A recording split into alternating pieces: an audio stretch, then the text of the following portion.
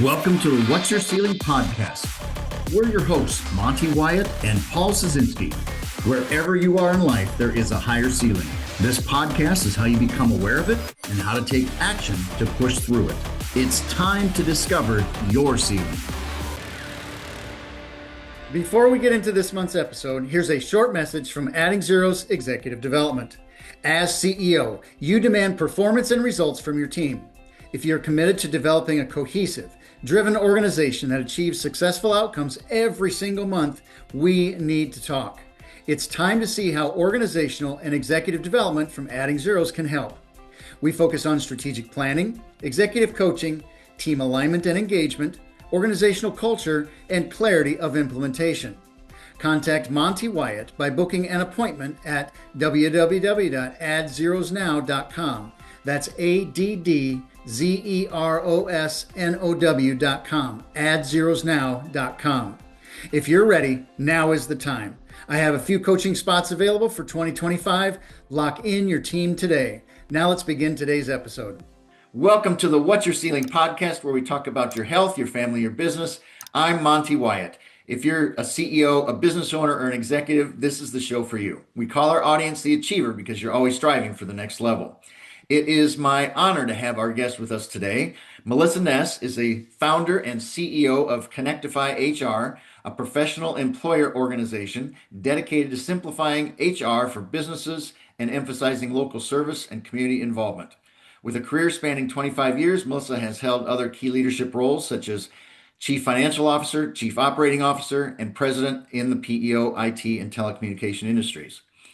Melissa is committed to servant leadership and is involved in her community, including several nonprofit and business boards. And outside of her professional life, Melissa enjoys spending time outdoors with her husband of 23 years and their two children. They love camping, reading by the beach, and exploring nature together. Melissa, welcome to What's Your Ceiling. Thank you. Thank you for having me. I'm excited to be here. Absolutely. I'm looking forward to the conversation and hearing your story and sharing with the world all the good things that you've done. So I love watching your career and seeing how you've made an impact. So I'm looking forward to it. No, thank you. Likewise.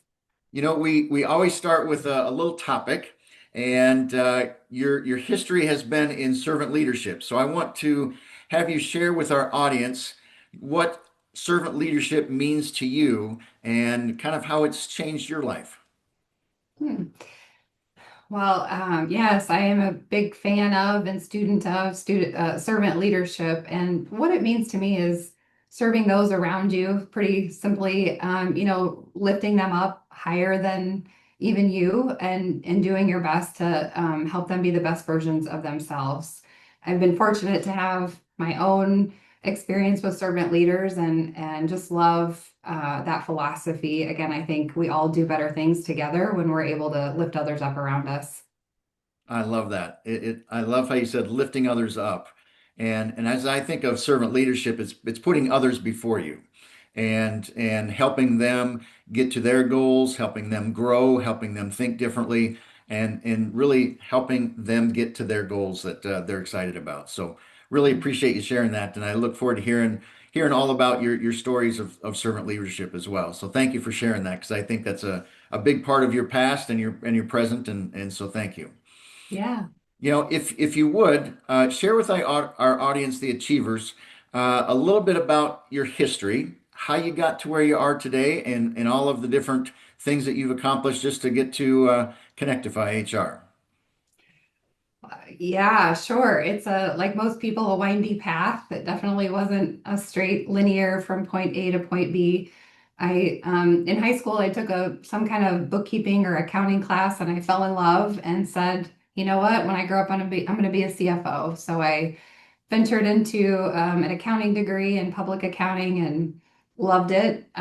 Did love it. I love the financials and the numbers, kind of the foundation of a business, if you will. At some point, that led me into private accounting and eventually to work for a PEO, which stands for Professional Employer Organization. That PEO was called Merit Resources. It was based in Urbandale, Iowa. And that was in about 2007. And I came up in that company kind of through the finance and accounting arm, but then started taking on more areas of responsibility. And I, through that process, really just started to fall in love with people leadership. Certainly still love the numbers and that foundation of a business, but the people leadership part was really where I felt more fulfilled, I'll say, and really enjoy that aspect of my career. So in 2007, we were Merit Resources, and then we were bought and sold. I won't go through every single iteration, but we were bought and sold about 3 times. We bought other companies, just had great growth, massive growth in that period of time, both as a business, for me personally, of course, in those experiences. Um, and so through that process, again, just took on more areas, eventually was COO in that company and president. And then in the last iteration of acquisition, we were purchased by a publicly traded company. And my title became general manager at that point. And they gave me about a 19 state region in the central, they called it the central region. And so had great opportunity to learn about all these other acquisitions and how they operated and integration of those. And so, kind of people leadership on steroids, if you will. And that's a lot, that servant leadership has helped me a lot in all of those situations, changes. Ultimately, though, I decided that that wasn't really in alignment for me in my career and in my path. I was traveling a lot of different things went into that. Learned something about myself. I think I was mostly just tired. I said, I'm going to go back to my roots and be a CFO. So I went to our old parent company, Ariane, and was CFO of that company. Quickly learned that I really did love what we did in the PEO of serving small to mid-sized companies and, kind of that more complicated people leadership aspect of it. Um, and to make a long story short, decided to start a company during COVID called Connectify HR. So in 2021, launched a locally owned and operated something that was formed to serve the community and our clients and really put them in the center. Launched that entity called Connectify HR in 2021 as a pure startup. However, I like to say it's the iceberg effect. So even though it looked like a startup, it was really a continuation of all the years of experience, all the hard lessons learned, um, all the great things that I had done before, and then brought really incredibly talented people alongside and with me to do that. And so here we are, we're celebrating our 5-year anniversary this month, and things have just gone better than I could have expected. Putting values in the center of what we do and our community and our clients has really made a big difference. And this community, our Des Moines community, has been so supportive and so amazing to come alongside and support and lift us up in that process. And I'm so grateful for that. Well, congratulations on your 5-year anniversary. Thank you. That's pretty exciting, especially coming through COVID and starting in COVID. Yeah, That's yeah, a big yeah. challenge right there. Yes, it was. We talk about on What's Your Ceiling a lot of growth and personal growth in how you've become who you are today. You've changed a lot of business, a lot of roles throughout your career from CFO to COO to general manager. Tell us how you had to change your way of thinking in each one of those roles and how you had to grow as an individual. You talked about love of leading people and really how that changed from doing the day-to-day work to leading people. So tell us a little more about that. Yeah, I mean, I've seen incredible change personally in that journey. I'm a big student. I'm a kind of lifelong learner, if you will. So I take every opportunity that I can to learn. I learn from pretty much every conversation I have with other people. I have sought out, of course, more kind of traditional learning, if you will, and coaching and executive coaching.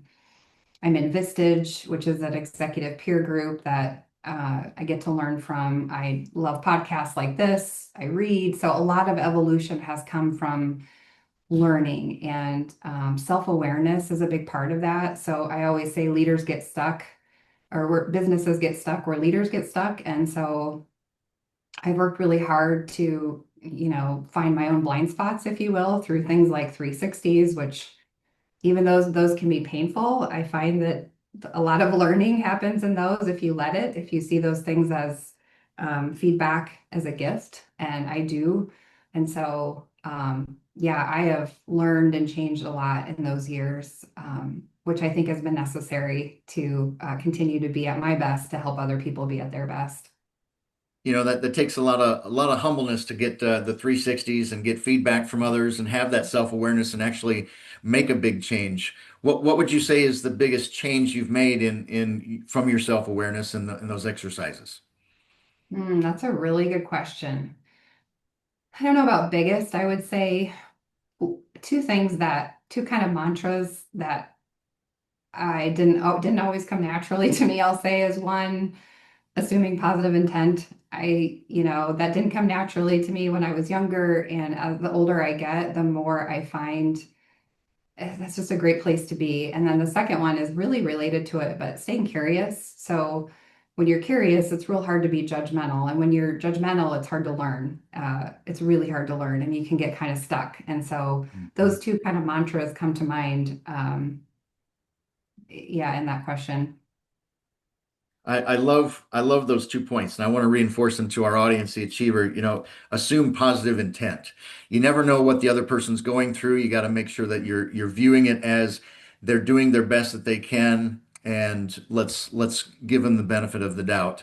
And I like that second point of staying curious. And you've got to stay curious because if you're judgmental, you're not going to grow and you're not going to um, get the growth that you need. So I really appreciate you sharing those 2 points. That's awesome. Yeah. You know, as you uh, as you started Connectify HR, what was the biggest challenge that you and your team went through? You know, as I think, well, a funny one is we had a hard time naming the company because the domain space is so crowded. So that was a really funny process to, I don't know, I think it like took 2 or 3 months just to come up with a name everybody was okay with and countless searches. So that was kind of a funny challenge, but not really a challenge. I think for me personally, I'll just say and this has been the theme in my life is um, like just settling down a little bit. I always want things to go faster or harder. My expectations for myself are mostly unachievable. And so really continuing to work on that. And it's no different in a startup, especially when leave a corporate cushy job and take a big pay cut and work your tail off, so to speak, and you're pretty uncomfortable. You want things to move faster and you want things to go differently. But I went into that eyes wide open with that self-awareness, which helped. It doesn't mean that I didn't, get anxious, and I still don't sometimes, in the middle of the night or whatever. But that's probably the biggest personal challenge is, but again, really not a ton different than the rest of my career, probably. That's a great point. We all want things to go faster and we all want them to go perfect. And things don't always go perfect and don't go as fast as you like. So I think that's a great self-awareness aspect of yourself. You know, through the last 5 years, what are some self-limiting beliefs that you've had to break through that you really thought about that really challenged you to go to that next step, get new clients, have all that fun stuff of adding new employees? Yeah. Oh, great question. The biggest one that comes to mind is my whole career, I always said, quote, I could never be a salesperson. I just had this strange ceiling, if you will, or belief that I would stink at it. And so, when you do a startup, you learn pretty quickly that you are a salesperson. And I didn't think of myself that way, but when I really step back to go, wait a second, in my role, I've had to be, quote, selling to employees, to vendors, to clients, to owners, all these different parties. And also, my heart is I really want to help people. And so when I remember that and I sit down with folks, if I don't feel like we or I can help them, I don't want to serve them, and I actually want to find them someone better or who I think can actually help them. And so that really was interesting shift in my mindset, and I really enjoy quote selling, which again to me is just helping people. And so that was a ceiling or a limiting belief that I definitely have had my whole career and been able to kind of get rid of whatever I don't know, mindset I had around that. That's a great one because so many people don't want to be known as a salesperson or the pushy salesperson. Yes. So we stay away from it. We don't adjust to it. But you said it correctly. It is all about helping other people. And when you're great at personal relationships, you're great at sales because you're building a relationship and you get to know the other person, you get to know their needs, and then you help them solve a problem. And so that's really what sales is, isn't it? Yes, yes. But for some reason, and it's funny, in a recent, well, maybe it's been a year ago, Vistage meeting, we had a sales speaker come and speak to us. And they had us go around the room and say one or two words that come to mind when you think of a salesperson. And it wasn't very flattering. And I do think, we all need to reframe that a little bit and give quote salespeople a break. They are just trying to help people, most of them anyway. So yeah, that you're right. It is that shift of what is it actually that is important. Absolutely right. Absolutely right.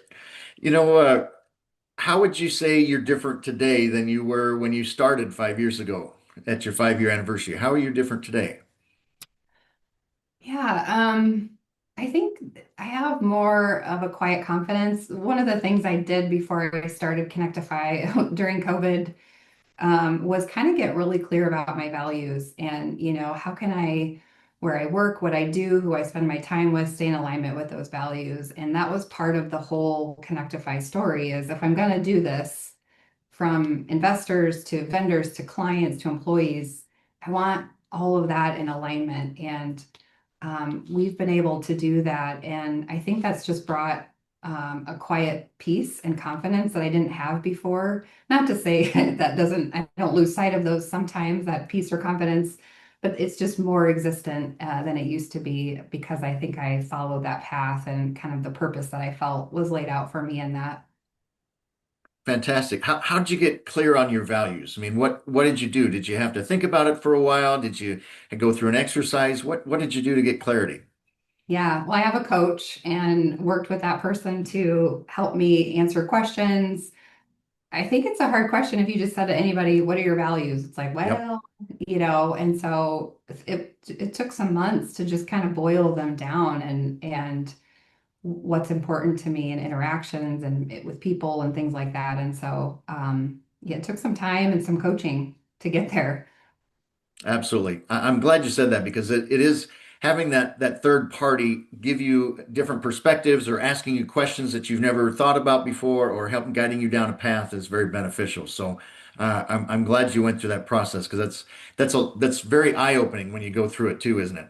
Yes, very. And that third person, you're right, is huge because they can be more objective and they can see things that we can't often see in ourselves. And I mean, I'll just get stuck when trying to articulate something like that. And a coach, as you know, because I think you help people too, is they can really help get those questions out and help you process those things to be able to articulate those values or whatever the situation might be.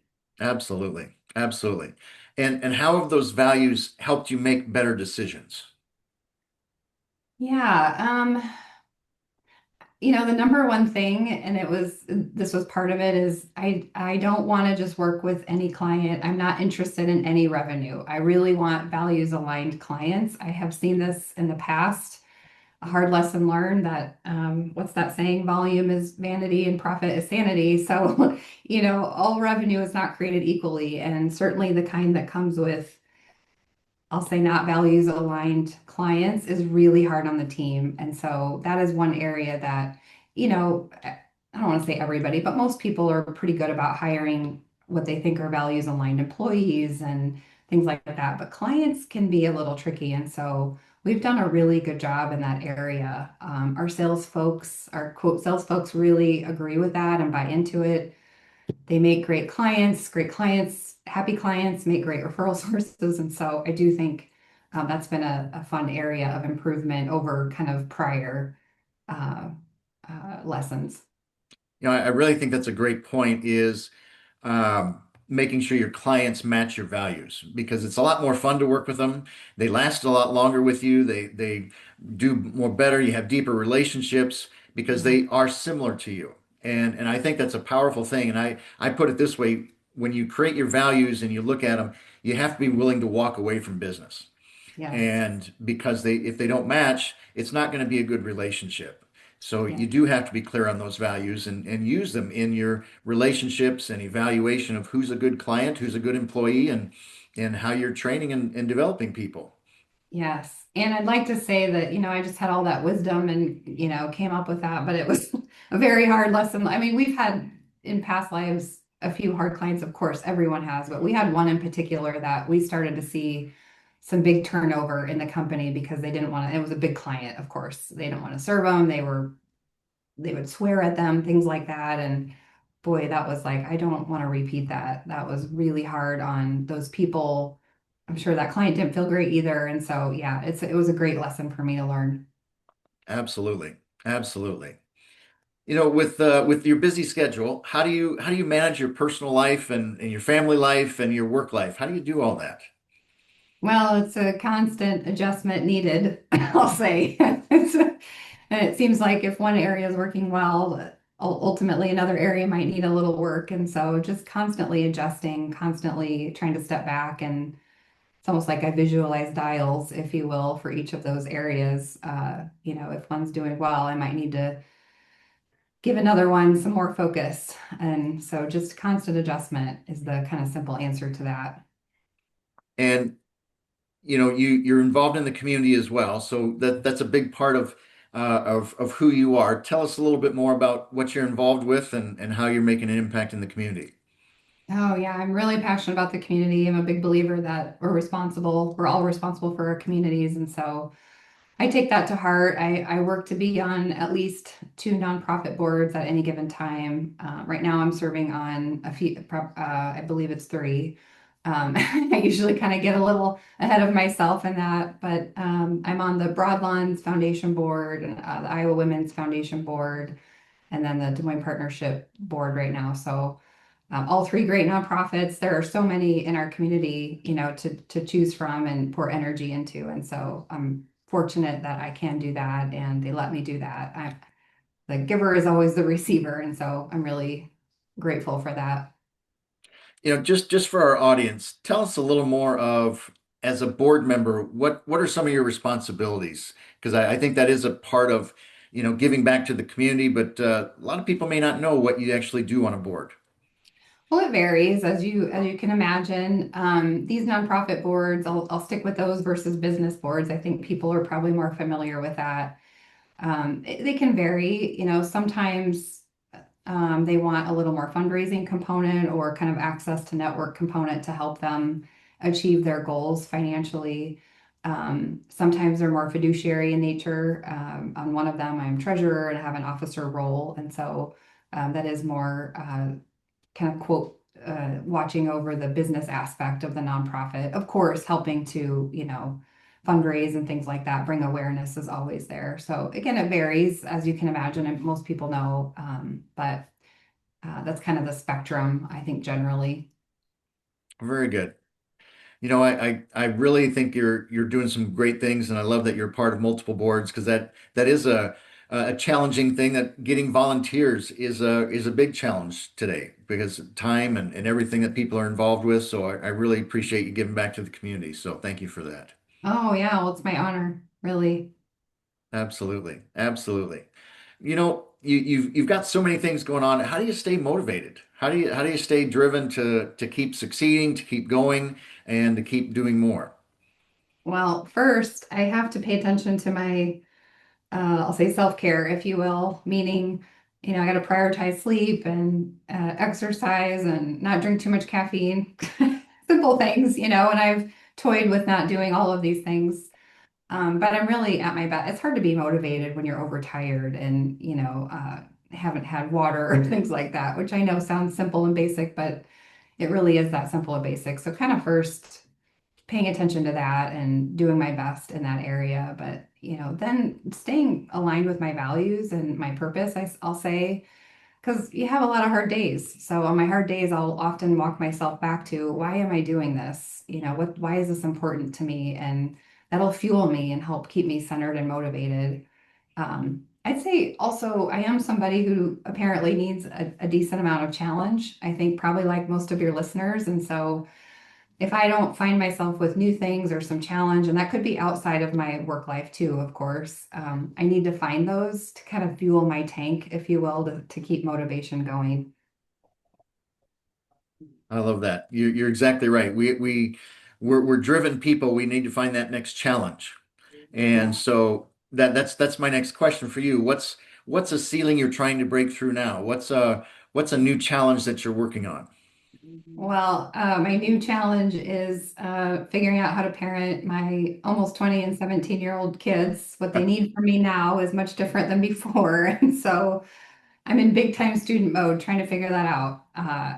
I am learning. I need to listen more, talk less, things like that. And so I love asking other parents, what's worked for you, or maybe what's a hard lesson that you learned, and just again, learning from other people's experiences. But yeah, that's my ceiling right now is trying to figure out this next stage. You know that the children is always a good challenge because you love them, you're challenged by them, and they want to be on their own, but they still need your help. And it is a transition of figuring out how to help them when they get to that age, and what do they need from us now. And like you said, it's a lot of listening and it's a lot of relationship and encouragement of that they're doing the right things because that's a part of growing up, and we all want to be out on our own when we were that age, and so we've got to let them fly out of the nest, so to speak. So Yeah, yep.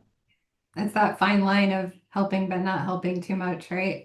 There's another absolutely. aspect. You know, you said something early on that you're very fulfilled by loving people leadership.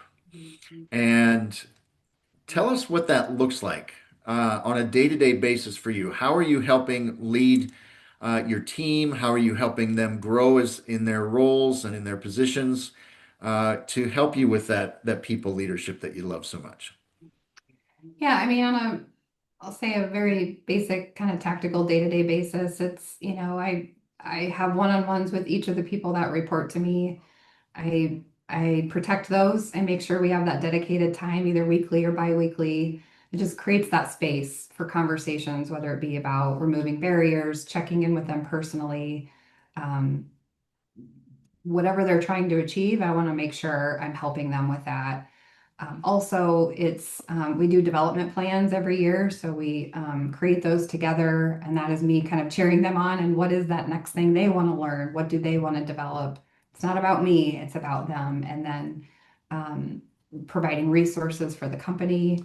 If I can provide resources personally, doing that, and then I check in with them on that development plan 4 times during the year, just to again, how is it going? What can I do to help you? Are there barriers that I can help you remove? Also, with people that don't report to me, I like to have time with them just to check in with them to see how they're doing. I like to tell them if I understand what's in their mind and heart, then I can help serve them, and I mean that. And so I like to spend time with those folks as well. And so I could go on and on about the different touch points, but it is a lot of intentionality around communication and time and space. You know, I'm really glad that you kind of walked through that because I'm a big believer in the one-on-ones and the developmental plans. And it is about intentionality. We've got to make the time, we've got to communicate, we've got to be clear that we are there to support them. And a lot of places don't do that. And that's why they have high turnover. And I would venture to guess you've got some long-term employees over the last 5 years because of those behaviors that you're intentional about with your team. Yeah, absolutely. And a lot of the people I worked with before. So it's not just at Connectify, but we've been working together for, decades in some cases. Yep, absolutely. I love that. I love that. You know, I want to reinforce to our audience, our audience, the achiever, people leadership is a powerful thing and it's about influence. How are you influencing other people to achieve what they want to achieve? And having a rhythm of intentionality of one-on-ones or communications or development plans is a very strong leadership trait. So I commend you on that, Melissa. That's wonderful. Thank you. I love it so much. It's fun to see how people grow and change, isn't it? Yes, it's the best. It's so fun to watch that, and I've been privileged to see a lot of that, and there's just nothing better for me. Absolutely. I love it.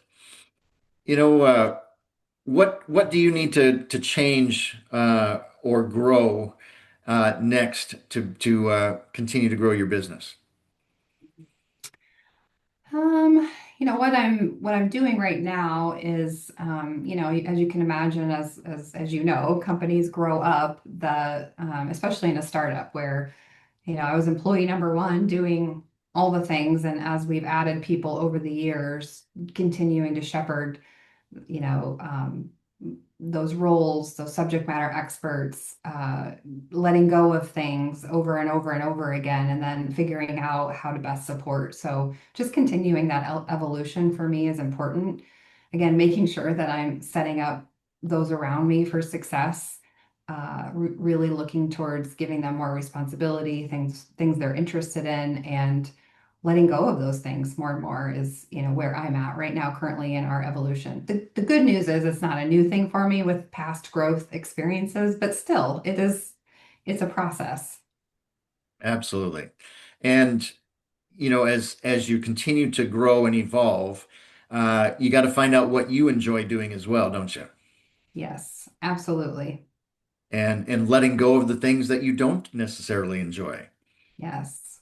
Yes. So is there something that you've not you don't really enjoy that you have delegated to someone else or you've let someone take over because it wasn't one of your favorite things? Oh, many things. Many things, yes. Especially, I mean, when you're I used to do things like get the mail and open the mail and scan, when you're in a startup mode, you do all sorts of interesting things. And so, um, I haven't really I think the most of the things I've let go of, I don't miss, and I was okay with it. I probably didn't want to do it in the first place, but had to, kind of a thing. I think there is one thing right now that I'm working to hand over to someone else, and that is board reporting around our financials. I've done that my whole career. That is in my blood, and that will be interesting. That'll be a new corner for me to help shepherd someone else to grow into that role, and I'm excited for it. Oh, wonderful. Oh, wonderful. Well, just a couple more questions. This has been a great conversation. I really appreciate your openness. You know, as you think about your all your accomplishments, what's one thing you want to be known for? Well, I really like to leave people or situations better than I found them. If I can, if I have the capability to do it, that's my ultimate goal is just leave it a little bit better than I found. So pouring energy into those people, um, if I'm on a board and I can enhance anything I want to. So I just want to help. I want to leave people better than I found them. I love that. That's very honorable and it's a great desire to have. So thank you for sharing that. If there was one tip as a founder and of a startup and that you'd give to our audience, what would that one tip be? Well, in the vein of, I'll say, founder and startup, I would say, if you're thinking about doing something like that, I'm a planner, so I did spend a lot of time planning and business planning, and of course, using my accounting background and finance background to push through pro forma and plans and lining up resources and all of those things. That's paid off in spades, so I can't emphasize that enough. But also, what surprised me is how much people wanted to help.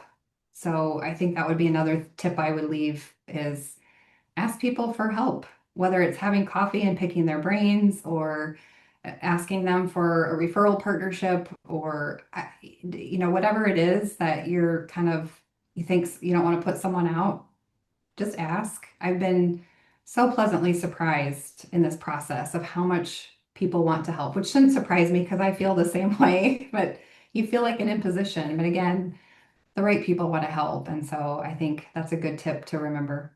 I love that. The right people do want to help. And that's part of human nature is you want to help other people be successful, and that's what great leaders do. So love that you shared that. I want to reinforce a couple of key points that you've shared with us that I think are powerful.